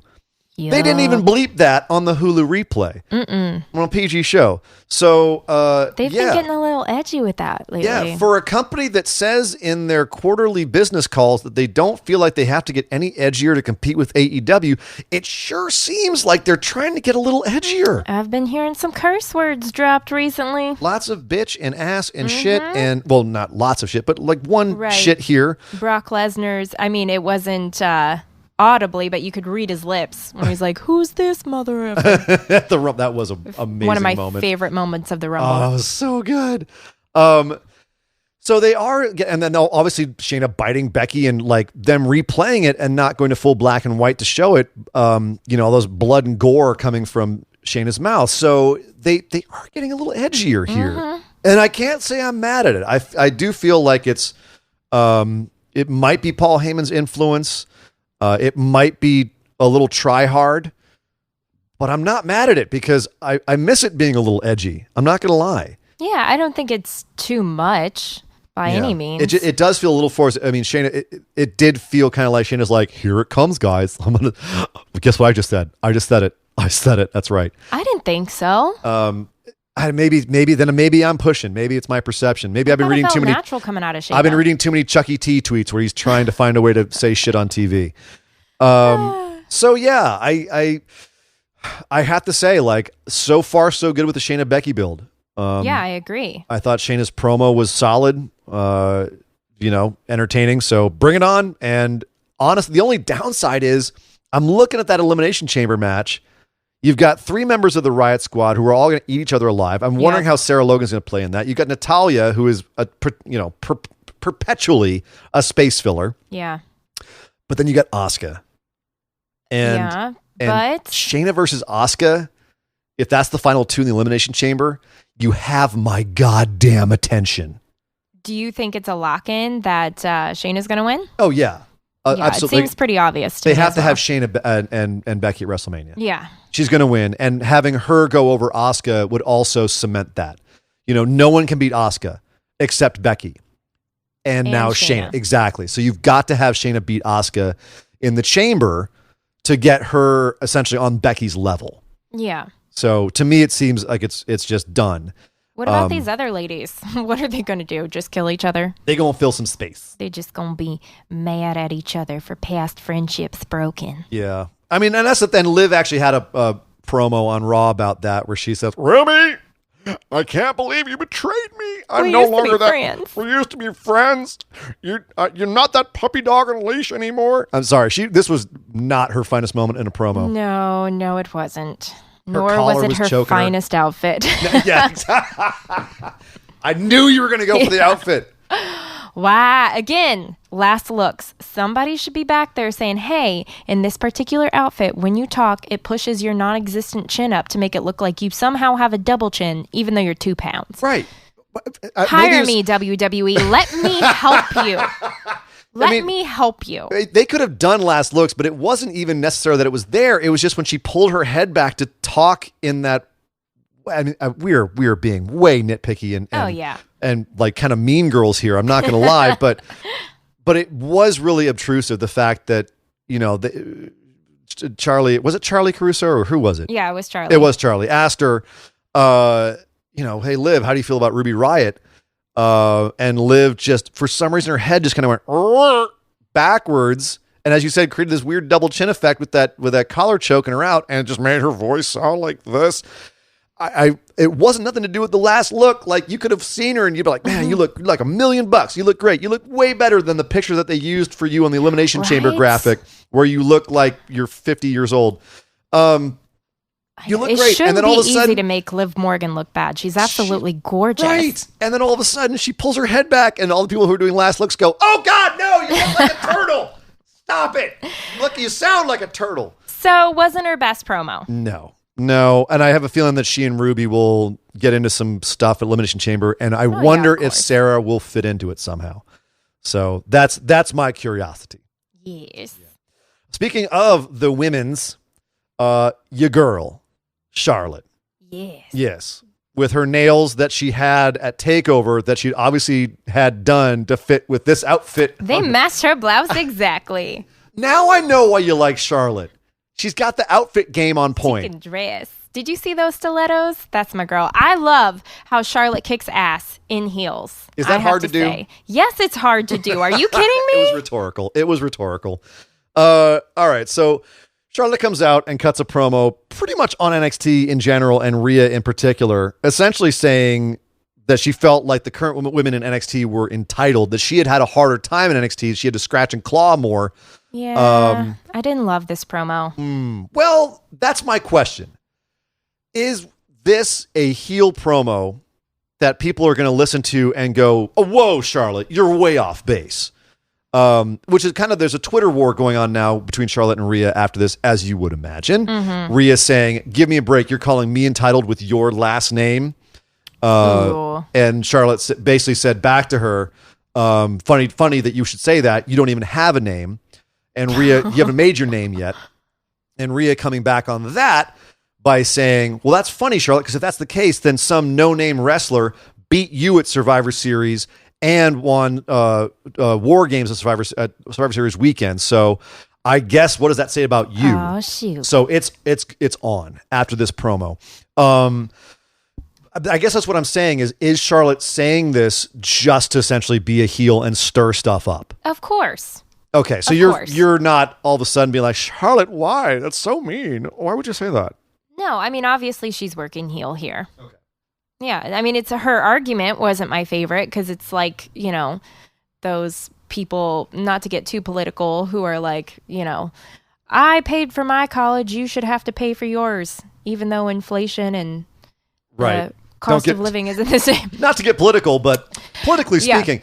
Right. So you're seeing a hint of that in this, where someone who's had to work their way through is saying, now everyone has to work their way through. Exactly. Everyone should have to work as hard as I had to work because I had to work that hard. Right. But it's just, she's just doing heel work. I can't hold it against her. Sure. You're right. Not being the lack of awareness that there may be a different kind of difficulty faced by people who didn't come up through your system. There's a new system that may be more difficult now. It's the lack of awareness there. Is the perspective you're looking at it from? Am I correct, or am I just floating some stuff here? I don't know. You kind of lost me on that one. Okay. But I do that sometimes on this show, as you may have noticed. So Charlotte officially accepting Rhea's challenge. They will see each other at WrestleMania. Charlotte saying, Rhea, you be entitled. You're not nobody till you're somebody. Everyone's the next big thing until you're not. Strong words from Charlotte Flair. There was a bunch of matches that were not on the Hulu edition, unfortunately, and I'm kind of bummed about this. Humberto Carrillo and Rusev teamed up against Lashley and Angel Garza, which seems like a weird pairing. They're both individually having feuds, Carrillo and Garza, and Rusev and Lashley, and it feels to me like one of those feuds is heating up, and that's Carrillo and Garza. Even though Garza's kind of like holding space for Andrade right now, right? He's becoming such a major fixture, and he's getting over so hard, and everyone's like, Jesus, he's really so good. He's almost kind of upstaging Andrade a little bit. Whereas Rusev and Lashley, it feels like their feud is cooling off. Yeah, it's like, what are y'all doing together? Yeah, it definitely felt thrown together. Yeah, for sure.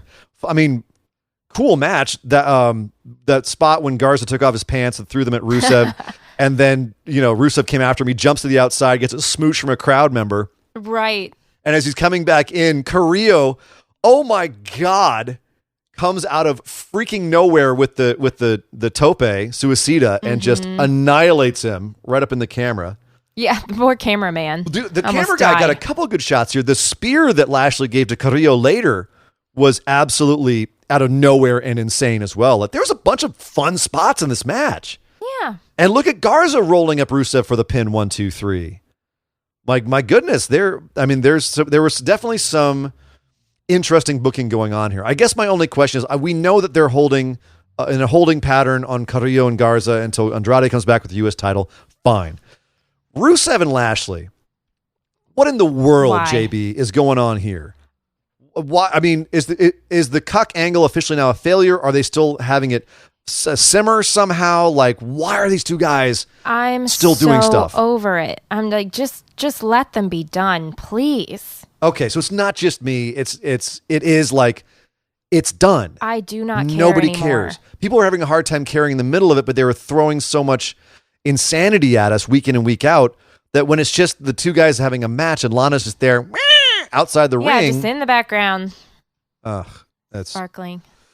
Sparkling in whatever atrocity she's wearing this week. All right, another match, Aleister Black and Rowan. This was good.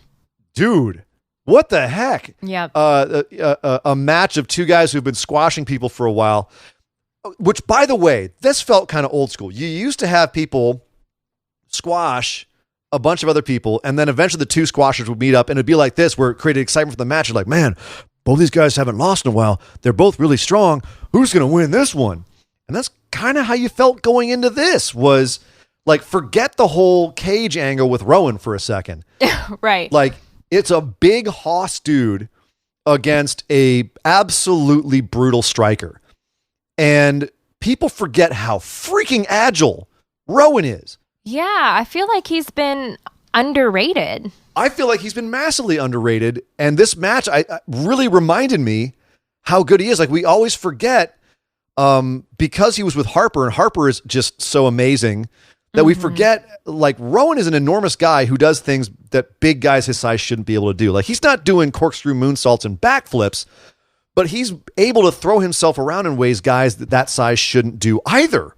But he just felt like the big guy in the background for so long. Yeah. And now like, he's front and center. The whole Daniel Bryan and Roman angle was garbage. And even though he had a couple good matches there, a couple good showings, it was overall so bad that we just didn't want to see that. But you get him in the ring with a guy like Aleister, and this was fantastic. Yeah. Like, I was crushed this wasn't on the actual Hulu show. So most of you watch Hulu. You didn't see this because this was awesome. Tattoo match. The match of the metalheads. Yep. It made both guys look really good. Like Alistair looked like a straight killer, and Rowan looked like a beast. Rowan took 2 black masses to put down. I love this finish. Alistair black masses Rowan, and Rowan falls into the ropes and is stunned. He's not out. He's not KO'd like people usually are with the black mass. He's stunned. And then he can't stand up again and falls into the middle of the ring on his knees. And Aleister Black walks up to him and yells and just executes him with a second black mass. Good night, Rowan. And then pin 1, 2, 3. There was so much I liked about this. The fact that he didn't immediately go for a second black mass. The fact that he knew that he had the time to really wind up on the second one. Rowan's selling of it where he was woozy, like he was done, but he wasn't done. Right. Like for a second, it looked like he was just going to get back up, like everything was normal. And then he fell over and was like, oh, okay, no, I'm not good. Yep. Mm-hmm. It was fantastic. And it made Rowan look strong. He took a black mass, he ate it, and the announcers were screaming, oh my God, how is he still? Mm-hmm. It was fantastic. Both guys came out of this still looking great. The audience loved it. This to me, and you know from listening to this, and you know my love for Aleister Black, I was so terrified with what they were doing with him, with having him talking in that stupid dark room in the back. Right. They're doing it right, JB. They're finally getting him right where he doesn't have to talk. He just goes out there and lets his moves do the talking, and he's getting over his result. So you feel like we're back on track with how they're handling Black now? I feel like I'm feeling skeptically optimistic. Optimistic. I'm feeling like we're back on track. I am a little excited. I'm getting a little excited. Oh, I mean, maybe they should put him on the main show, but hey, whatever. As long as they have some plans. It takes them time to get him right. It just matters that they get him right. Amen. Exactly. Rowan Shirt Watch real quick.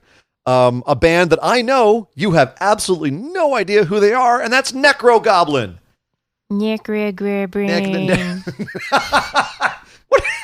Not Necro Goblin. Necro Goblin. They're awesome. When I first read the name, for some reason, I read it in the Ermagergersperms voice, and now that's what Necro Goblin means to me. Necro Goblin. Necro Goblin. No, they're great. Talk about weird YouTube videos. They got over by having a really awesome YouTube video, but that's how I first found out about them. But good thrashy metal. Rowan still with the good taste. Good taste, Rowan. A couple more stuff on Monday Night Raw. Kairi Sane beat Natalya with a little help from Asuka, who gave her a buzzsaw kick outside the ring and got the count-out victory. This was cute. A little awkward at points, but... Asuka's dance, though, when they were doing the count-out, it just made my heart so happy. Dude, both Asuka and Kairi's little, angry cat stomp. Right, yeah. Both of them Natty. They're just wonderful. Oh, So good. Do you think we might be heading towards Natalya getting a tag team partner and facing off with the Kabukis, or am I Ian booking here? No, I don't think that's too far out of the realm of possibility. No? I just feel bad for Natty. Well, why? Because she's just Natty and she's perennially just kind of there? Yeah. I feel bad for her because I know that she's talented. But for some reason, she just never really gets over.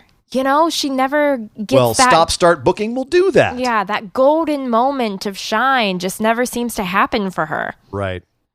And, yeah. This was another example of that. Nor will it ever. She's the Dolph Ziggler of the women's division. So, hate to say it. Yeah. Also, I think something that was on the show was Ricochet comes out because AJ Styles is back, I should say. By the way, I give that about as much shine as they gave AJ for coming back. It's like, oh, AJ's back. Okay, whatever. Hey, AJ. You were gone? Oh, welcome back. All right, cool. AJ's back, and he and the Good Brothers were in the ring goofing off and saying that AJ was the greatest wrestler of any era on any roster. Wink, wink, nudge, nudge. Hey, Taker. Humble. Hey, Taker, what do you think about that? Although they did throw a little jab at Goldberg, too, so... the rumors obviously are that AJ's facing Taker at WrestleMania, so I feel like the Goldberg was a red herring. Mm-hmm. It was a red heading. But out comes Ricochet to say, oh my God, you guys just love to talk. Shut up. Let me face you, AJ. And AJ goes, no. Why don't you face somebody else like Machine Gun Carl Anderson here? So we have Carl Anderson versus Ricochet. AJ and Gallows get themselves ejected from ringside, and Ricochet picks up the easy victory because he's got to look good on his way to getting absolutely brutalized by Brock Lesnar at Super Showdown. Oh. Hey, just calling a spade. I know you love some Ricochet, but you love that Ricochet. Pew, pew. And his 8-pack or 10-pack or whatever it is. 12-pack. 12-pack. 24-pack. It goes all the way down to his penis. His penis is like a corn cob. Oh, God. Just goes all the way down. What is wrong with you? Why? It goes Ian, all the way down why? from his pecs. Why? Well, now I'm disturbed. Yep. Sorry about that, everybody. That's a visual you can carry with you need to to your apologize graves. to the I listeners. apologize for nothing. No. Wow. I don't even know where I was now. All right, so AJ Styles is back, and Ricochet is trying to look strong on his way to facing Brock Lesnar. Was this an underwhelming return for AJ, or is it just that they want to underplay his injury because he has to turn around and be so strong so quickly? I thought they could have given him a little more shine. I mean, he got a whole speech, I guess, right? Yeah, but it didn't feel like a big deal. They were just having fun out there. Yeah, the commentary kind of buried him a little bit too. Right, it didn't feel like a big return to me. Yeah, I mean, I guess it wasn't. He was only out a month, so it wasn't really technically a big return. I don't know. Maybe we're just being nitpicky.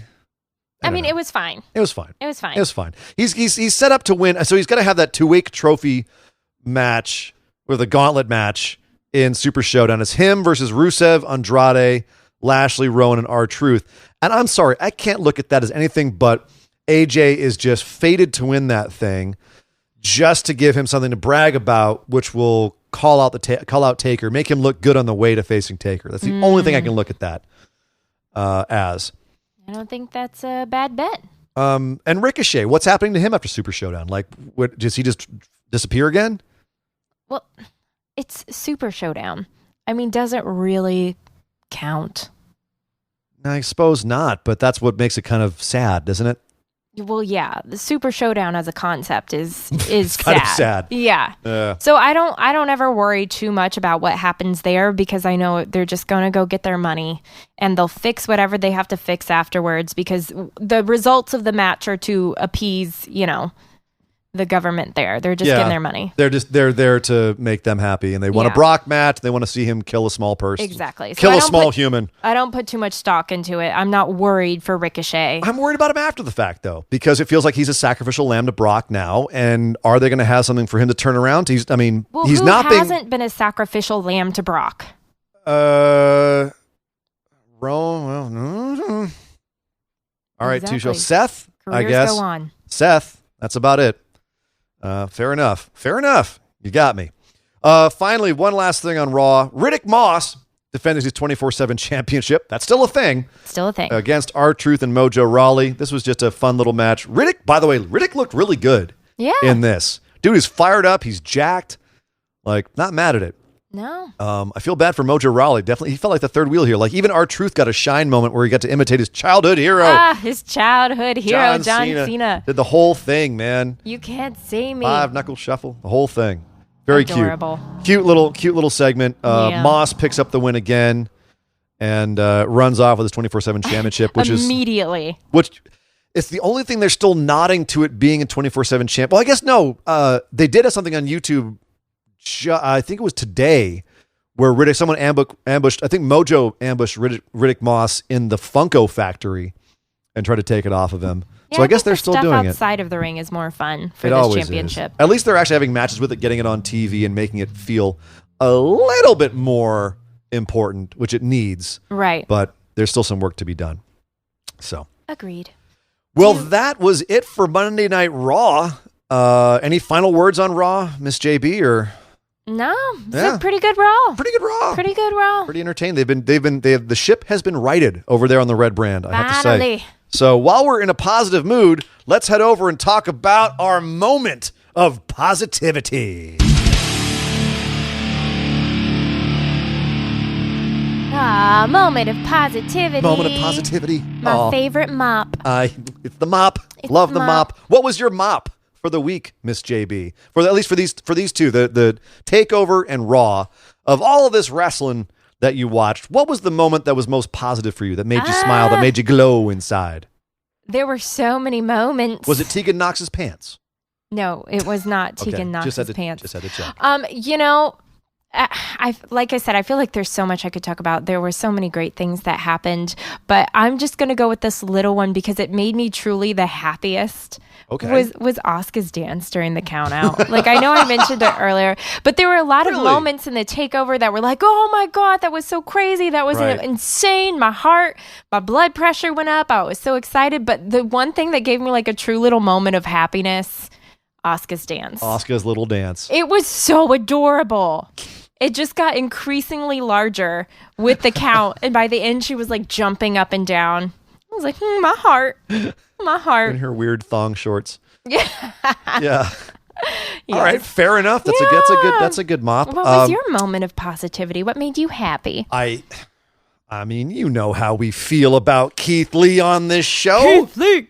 It's got to be that match, and not just that match, but him helping Dijak up onto the turnbuckle after that match. Yes, that was where I was just like, my boys done did good. We've been saying since whenever it was, 2017, we've been saying on the show, like, we've been proselytizing about these guys, and to see it finally like happen and everyone kind of go, oh my God, like, look at this, and to have them even allow them to have their moment right then, after all that they've been through, and taking essentially this match from a little sweatbox in Reseda to this venue, this stage, this, in front of millions of people. And then to allow them to have that moment after the match where, Keith Lee helps Dijak up onto the ring post as a sign that this isn't just about Keith Lee, who has in some ways eclipsed Dijak in terms of being over, but it was a way to show that, hey man, give some love for this other enormous human who also is capable of doing absolutely unbelievable things in that ring. That just gave me all sorts of the warm fuzzies, and I've been riding high ever since. Just looking online at everyone's positive reactions to that match, it's that all of the good feels right. You're there. right. That was really beautiful. Yeah. It might have gotten a little dusty in my apartment in that moment. Well, it definitely got dusty up in here. So that does it for our show, Miss JB. Oh, no, wait. We got just enough room for our other news lightning round. Do. Nice job on the beeps. Thanks. You're welcome. I practiced. So some rumors. Think of these as rumors, please, because it's all over the place. British Bulldog is being rumored as entering the Hall of Fame this year. I'm not going to lie. I was a little shocked he wasn't already in. He's one of those ones that when they said that, I was like, he's not in there? What? I haven't thought about him in a minute. Well, I mean, he did pass away 18 years ago, so that's not too surprising. At the ripe old age of 38. God, so wrestlers die way too young, man. Yeah. But it looks like the Smith family was out in Stamford this last week, so it's seeming like this is a pretty strong, nearly confirmed rumor. We're basically just waiting for WWE to say that Davey Boy Smith will be getting into the Hall of Fame. I guess the question is just, who inducts him? Will it be Bret Hart? Will it be his son, Davey Boy Smith Jr.? I suspect it will be, he'll be in the crowd at least, but I think Bulldog is if he's not, the fact he's not in the Hall of Fame already, he absolutely should be in there. So, other rumors for Hall of Fame. So we know as of right now, Batista and NWO are confirmed. Rumored are Bulldog, the Bellas, and Jushin Thunder Liger. And then as of today, I saw on Wrestle Inc. that they say that JBL is in consideration to go in this year too. And I know that JBL is a controversial figure. To put it mildly. But is he Hall of Fame worthy? And I would say he has to be. He has to be. The acolytes, all the way back when he was a cowboy, when he was when he was Bradshaw, and all the way up to being JBL, as the tycoon character, right? And all the matches he had in the 2000s. Yeah. he's absolutely had a Hall of Fame career. If Godfather can be in there, you've got to put JBL in there. That being said, as long as he's kind of like squeaks in on the side, I'll just kind of shrug and it'll be fine. Yeah. So plus his announcing career, Blackjacks. That's what I was trying to remember. The new Blackjacks. I think that was the name of his tag team. So yeah, JBL also possibly going into the Hall of Fame. Something that was announced on TakeOver was that the next UK TakeOver will be April 26th in Dublin, Ireland. Yeah. Oh my goodness gracious. Dang, that's going to be a hot show. Yeah, it is. Will they have an appearance by Becky Lynch? Or will they just keep it to their UK people? That's the question. I feel like Becky Lynch has to make an appearance, right? I don't know she has to. They like having main roster people come over there, but man, the roof would come off that place if Becky Lynch shows up there. The last kicker needs to show up. I mean, well, Kaylee Ray is calling her out on Twitter. No. So my bets are on she's showing up. It could happen. Or you might get Sheamus. I wouldn't be mad at Sheamus. Why'd you say it like that? Sheamus is great. He is great. Becky's way more over than he is right now. Yeah. Let's call a spade a spade. Yeah, all right. Shelton Benjamin has signed a new multi-year deal with WWE. I guess he's going to... Shelton. Benjamin, exactly. He's going to be there for another few years, probably in some sort of weird skit where he's looking around and thinking like Galifianakis in The Hangover. So don't know what the heck that was. They never really did explain that, did they? Hot plot holes. Plot holes. WWE never has plot holes. What are you talking about, JP? Could write a book about WWE plot holes. Oh, Lord. WrestleMania, John Cena. He's coming on SmackDown next week, I believe. They announced that he's going to be there on SmackDown, and he's going to probably set up his WrestleMania plans. It's looking like his opponent is going to be, this is the rumor at least, Elias, which is weird because as of right now, John Cena is a face and Elias is a face. Are we going to see the return of the Doctor of Thugonomics heel John Cena? Will Elias go back to the dark side again? What's going to happen? Or is it just going to be they're going to have a song off, a rap versus rock? I don't know. This sounds terrible to me. I'm not going to lie. What if it's John Cena? Yep. Instead of Elias, it's versus R-Truth, and they have a John Cena off, each being John Cena. I mean, I feel like they've already done that, but I would never be mad at that. I'm just saying. A match for who is the real John Cena. # Brooke booking. The first official Brooke booking.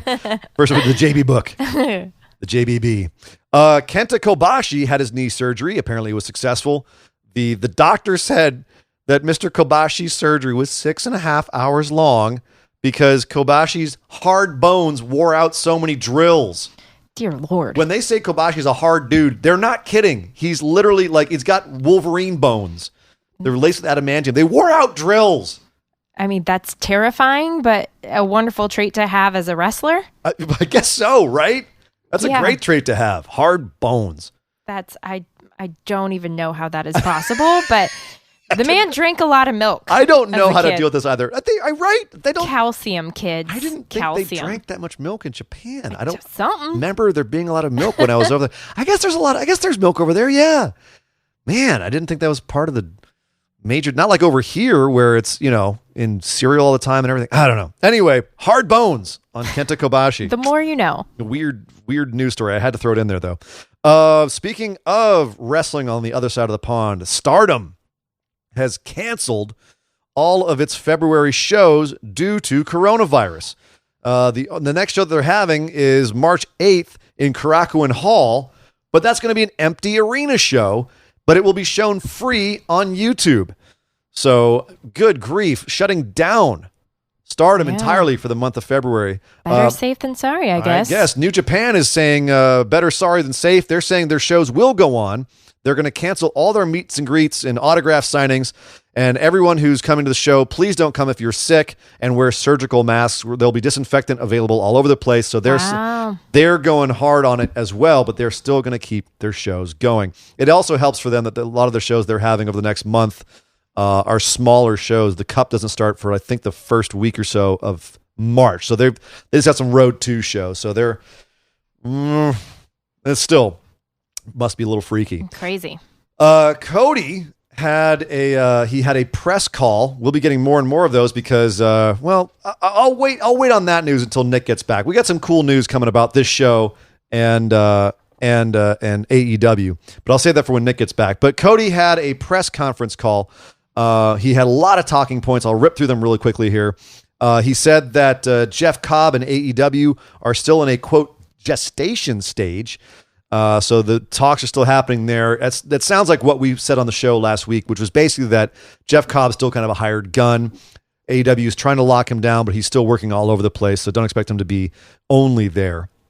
Cody also said we are not likely to see more of the WCW named events that he owns the rights to.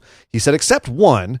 And I wasn't able to figure out which one, if it was Bash at the Beach or which one he was referring to. But so he's got a bunch of the names for these events, but he only wants to use one of them. Questions. The Dynamite after Double or Nothing will also be held at MGM in Vegas. So if you're thinking of going out and seeing Double or Nothing in Vegas, stick around. There's more AEW to come out there. They didn't sell out Double or Nothing. It wasn't an immediate sellout like before, but they also don't have the Starcast going on at the same time. So that might have made it less of an appealing proposition for people to come all over the place to see the show. So wonder how they'll do on the show after if they couldn't even sell out the pay-per-view. He acknowledged that their women's division is, quote, growing and to be patient. So acknowledging the fact that it's not the best right now, but that they do have plans to make it better. No, at least he's aware. And it's the he's first step to recovery. Exactly, is acknowledgement, right? Or what is it? Admitting that you have a problem? Yep. Yeah, there you go. Taz is working with him as a talent scout. They want to go to the NCAA finals and the NFL Combine to look for talent, so they're looking at creating homegrown talent as well. Interesting that Taz is working there as a talent scout. The Ring of Honor relationship is, quote, good, and they're trying to work on the rights to the All In show, at least showing the actual show. Currently, the Bucks and Dana Massey own the name All In. So they're trying to work with Ring of Honor. He says that their relationship is good, so things might be happening there. I can't imagine their relationship would be bad, considering that currently one of the guys that's got some big stroke over there is their boy, Marty Scurll. Oh, yeah. Oh, Marty. And finally, he said, actually, a couple more things. He says Dynamite will excel on different nights. He sees Dynamite on different nights in the future, like moving to a different night.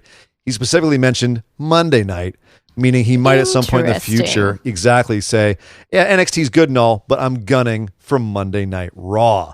So that was an interesting call. And finally, he said to ignore Val Venus and his my words, not his, but his disgusting comments about Nyla Rose after winning the championship, the women's championship. He said that he was disappointed in those comments, but that to not give him any attention. Good. Because the last thing that guys like that need is attention. It just feeds all of that.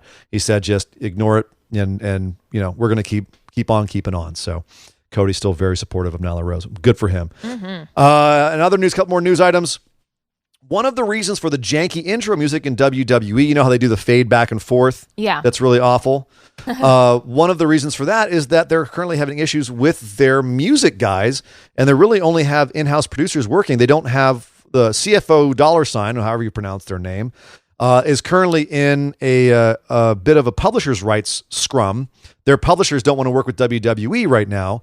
And so CFOs or whatever are stuck in the middle, as are a lot of the theme songs. WWE has the rights to use them live, but they can't really affect them. Hence why you get some of the just fading back and forth. And they haven't really nailed, they've been, at this point, they've been sourcing out music to get music, which is why some of the themes are a little bit janky and they're not being remixed properly. So WWE in a bit of a limbo right now in terms of who's working on their music. They don't have an in-house guy anymore. So that might explain some of the issues with entrance music. Well, now we know. Now we know. And finally, Tiger Hattori, legendary Japanese New Japan ring ref, is retiring tomorrow. His retirement show is tomorrow. Aww. So I just wanted to end on some best wishes for Tiger Hattori-san. Yeah, go get him, Tiger. Who is just absolutely amazing and love that guy. So best to Tiger Hattori. And that is the news, Miss JB. That we did it. We did it. We did it. You did it. You made it through another show. Ladies and gentlemen, give it up for JB. She came in at the last minute to help us with this, and we very much appreciate it. It's my pleasure. And please feel free to give her feedback and love over in the Facebook discussion group. Nick will be back this Saturday. We'll be back at 12 Pacific, 3 Eastern, live on YouTube at youtube.com/Busted Wide Open. Don't forget to check us out on Twitter at BWO Podcast, Patreon at patreon.com/BWO. Sign up for some stuff over there so you can get in on the mailbag episode, which goes on Saturdays after our flagship show. Let's see, what else? What else does Nick talk about here? Facebook discussion group, we talked about it before. Discord server. Check all that stuff out. Thank you for joining us today. Be a patron. Thank you all for checking us out today. We'll be back later in the week. Hopefully, Nick will have come down from Cloud 9 by then. Heal up, Nick. We love you. Heal up, buddy. Get back soon. Thank you, everyone, for listening to the show. But I am Sir Ian Dangerous. You can find me on Twitter at Sir Ian Dangerous. And I am Judith Brooke, and you can find me on Twitter at Judith Brooke. But by God! Would somebody stop the damn match? This show is part of the Orbital Jigsaw Network. For more episodes, subscribe to us on iTunes, Google Play, or Stitcher Radio. For details and show notes from each episode, check us out, orbitaljigsaw.com.